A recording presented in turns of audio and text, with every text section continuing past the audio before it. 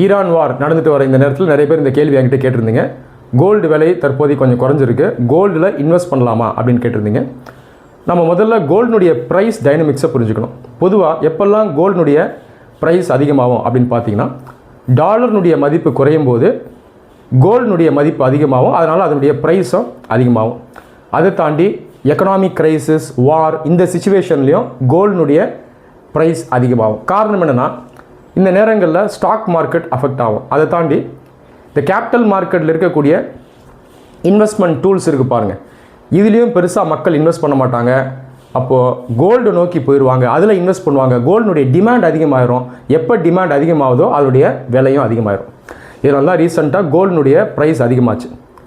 இப்போது கோல்டுனுடைய ப்ரைஸ் வந்து குறைஞ்சிருக்கு. இதற்கு காரணம் என்னன்னு பார்த்தீங்கன்னா, இந்த போர்னால் எக்கனாமிக் சிச்சுவேஷன் இப்போ கொஞ்சம் புவராக தான் இருக்குது. தொடர்ந்து எக்கனாமிக் சிச்சுவேஷன் புவராக இருக்கும்போது என்ன ஆயிரும்னா, மக்கள் கோல்டை வாங்கி வச்சுருக்காங்கல்ல, கவர்மெண்ட்டும் கோல்டை வாங்கி வச்சுருப்பாங்க. இப்போ இவங்க என்ன பண்ணுவாங்கன்னா, அந்த கோல்டை எடுத்து யூஸ் பண்ண ஆரம்பிப்பாங்க. அதாவது அதை விற்க ஆரம்பிப்பாங்க. மார்க்கெட்டுக்குள்ளே கோல்டு அதிகம் வந்துடும். அப்போ கோல்டுனுடைய டிமாண்டு குறையும். இதனால் கோல்டுனுடைய ப்ரைஸ் இப்போ குறைஞ்சிருக்கு. புரியுதுங்களா? சரி, இப்போ இன்வெஸ்ட் பண்ணலாமா வேணாமா?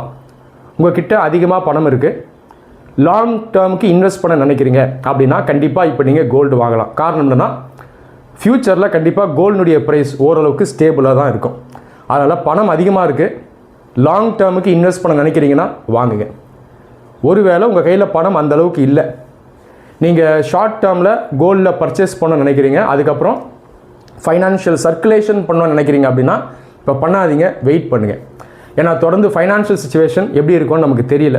ஒருவேளை நீங்கள் கோல்டை வாங்கி அதற்கப்புறம் கோல்டுனுடைய ப்ரைஸ் ஃபர்தராக அப்படியே தான் இருக்குது, இல்லை குறையுது அப்படின்னா நீங்கள் கோல்டில் ஷார்ட் டேர்மில் இன்வெஸ்ட் பண்ணுறது கரெக்டான ஒரு டெசிஷனாக இருக்காது. அதனால் கொஞ்சம் நீங்கள் வெயிட் பண்ணுங்கள். ஒரு சில நாட்கள் தேவைப்பட்டால் ஒரு சில வாரங்கள் கூட வெயிட் பண்ணலாம். அதற்கப்புறம் ஒரு ப்ராப்பரான டிசிஷனை எடுங்க.